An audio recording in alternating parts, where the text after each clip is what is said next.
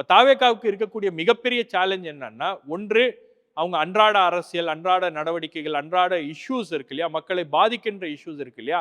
அத பத்திலாம் அவங்க பேசுறாங்களா அப்படின்னு பார்த்தீங்கன்னா, அதுல ஒரு மிகப்பெரிய பின்னடை ஒரு ஒரு மிகப்பெரிய என்ன சொல்றது? ஒரு ஒரு சுணக்கம் என்பது அவங்க கிட்ட இருக்கிறது. ஆனா அதே சமயத்துல மக்கள் மத்தியில இருக்கக்கூடிய பெர்செப்ஷன் வைஸ் வந்து விஜய் ஒரு ஸ்ட்ராங் ஃபோர்ஸா எமர்ஜ் ஆயிருக்காரு.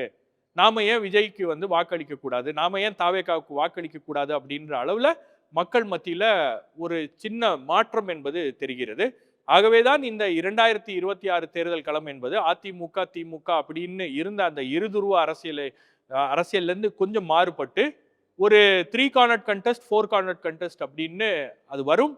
அதுல தாவேகா அதே மாரி நாம் தமிழர் யாருடைய வாக்குகளை பிரிக்கப் போகிறாங்க, எவ்வளவு வாக்குகளை பிரிக்கப் போறாங்க அப்படின்றது ஒரு மிகப்பெரிய கேள்விக்குறியாக இருக்கிறது. அதுதான் வந்து பலருடைய வெற்றி, தோல்வியை தீர்மானிக்கக்கூடிய ஒரு சக்தியாக இருக்கும் அப்படின்னு பார்க்கிறேன் நான்.